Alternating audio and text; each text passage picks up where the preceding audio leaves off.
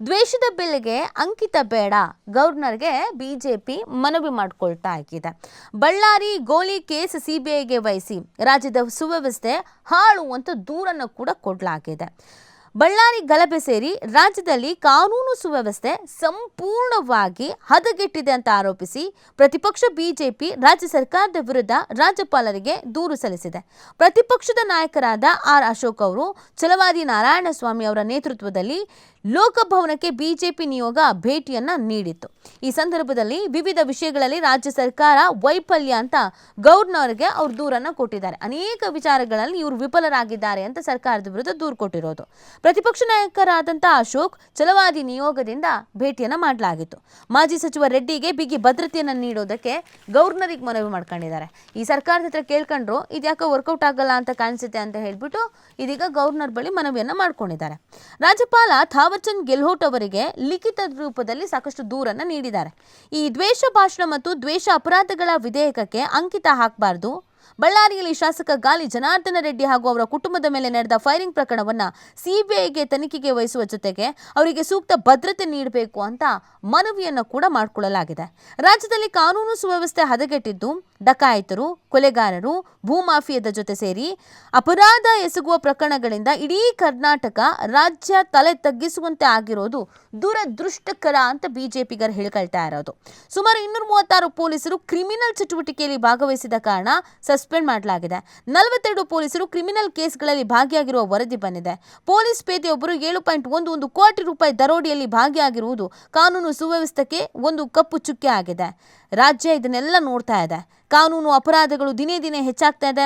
Drugs mafia Karnataka ರಾಜ್ಯದಾದ್ಯಂತ ಪೊಲೀಸರ ಪರಿಧಿಯಲ್ಲೇ ನಡೀತಾ ಇದೆ.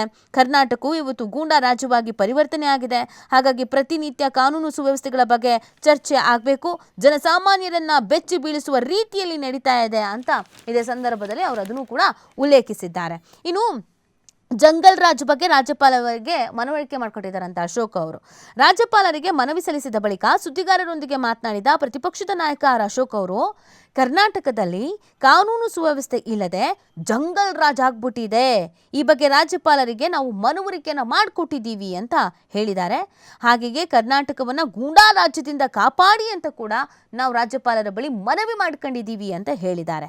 ಮಸೂದೆ ರಚಿಸಲು ಮಾತ್ರ ಅಧಿವೇಶನವನ್ನು ಕರಿಬೇಕಾಗಿದೆ. ಆದರೆ ಕಾಂಗ್ರೆಸ್ ಸರ್ಕಾರ ದ್ವೇಷ ಭಾಷಣ ಪ್ರತಿಬಂಧಕ ಮಸೂದೆಯ ಬಗ್ಗೆ ಚರ್ಚೆಗೆ ಅವಕಾಶ ನೀಡಿಲ್ಲ. ಕಣ್ಣು ಮಿಟುಕಿಸಿದ್ರೆ, ಕೈ ತೋರಿಸಿದ್ರೆ ಬಂಧನ ಮಾಡುವಂತ ಕಾನೂನನ್ನ ತರಲಾಗಿದೆ.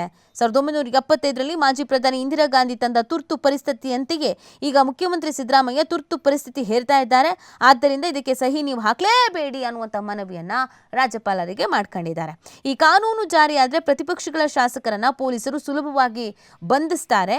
ಸರ್ಕಾರದ ಸೂಚನೆ ಮೇರೆಗೆ ಯಾರ ಮೇಲೆ ಬೇಕಾದರೂ ಪೊಲೀಸರು ಪ್ರಕರಣವನ್ನು ದಾಖಲಿಸಬಹುದು. ಇದು ಕಾಂಗ್ರೆಸ್ ಕುತಂತ್ರದ ಮಸೂದೆ ಹಾಗೂ ವಾಕ್ ಸ್ವಾತಂತ್ರ್ಯ ಕಸಿಯುವ ಮಸೂದೆ ಅಂತ ಮನವರಿಕೆಯನ್ನ ಮಾಡಿಕೊಟ್ಟಿದ್ದಾರಂತೆ. ಬಳ್ಳಾರಿಯಲ್ಲಿ ಕಾಂಗ್ರೆಸ್ ಪಕ್ಷದವರಿಂದ ಕಾರ್ಯಕರ್ತನ ಕೊಲೆ ಆಗಿದೆ. ಇದರ ಹಿಂದೆ ಇದ್ದವರನ್ನ ಬಂಧಿಸದೆ ಜನಾರ್ದನ ರೆಡ್ಡಿಯವರ ಮೇಲೆ ಆರೋಪ ಹೊರಿಸಲಾಗಿದೆ. ಸತ್ಯ ಸಂಗತಿ ಹೊರಬರೋದಕ್ಕೆ ಈ ಪ್ರಕರಣವನ್ನ ಸಿಬಿಐ ತನಿಖೆಗೆ ವಹಿಸಬೇಕು ಅಂತ ರಾಜ್ಯಪಾಲರಿಗೆ ಕೋರಲಾಗಿದೆ ಅನ್ನೋದನ್ನು ಕೂಡ ಇದೇ ಸಂದರ್ಭದಲ್ಲಿ ಅಶೋಕ್ ಅವರು ಹೇಳಿದ್ದಾರೆ. ಸೊ ಒಟ್ಟಿನಲ್ಲಿ ಈ ಸರ್ಕಾರ ದ್ವೇಷ ಭಾಷಣ ಸೇರಿದಂತೆ ಈ ಬಳ್ಳಾರಿ ಇಶ್ಯೂ ಸೇರಿದಂತೆ ಸಾಕಷ್ಟು ವಿಚಾರಗಳಲ್ಲಿ ಎಡವಿದೆ ಅಥವಾ ಅನ್ಯಾಯ ಆಗ್ತಾ ಇದೆ, ಮೋಸ ಆಗ್ತಾ ಇದೆ, ಕಾನೂನು ಸುವ್ಯವಸ್ಥೆ ಅನ್ನೋದು ಸರಿಯಾಗಿ ಕಾಪಾಡ್ಕೊಂಡು ಬರ್ತಾ ಇಲ್ಲ ಅಂತ ರಾಜ್ಯಪಾಲರಿಗೆ ಭೇಟಿಯಾಗಿ ಮನವಿಯನ್ನ ಮಾಡ್ಕೊಂಡಿದ್ದಾರೆ. ಮೊದಲೇ ರಾಜ್ಯಪಾಲರಿಗೂ ಈ ಸರ್ಕಾರಕ್ಕೂ ಅಷ್ಟಕ್ಕಷ್ಟೇ. ಇವ್ರು ಹೇಳಿದ ಅವ್ರಾಗಲ್ಲ, ಅವ್ರು ಹೇಳಿದ್ ಇವ್ರಿಗಾಗಲ್ಲ. ಕೆಲವೊಂದಷ್ಟನ್ನೆಲ್ಲ ವಾಪಸ್ ಕಳಿಸಿದ್ ನಾವು ನೋಡಿದೀವಿ ರಾಜ್ಯಪಾಲರು. ಸೊ ಈಗ ಬಿಜೆಪಿಗರು ಬೇರೆ ಮನವಿ ಮಾಡ್ಕೊಂಡಿದ್ದಾರೆ.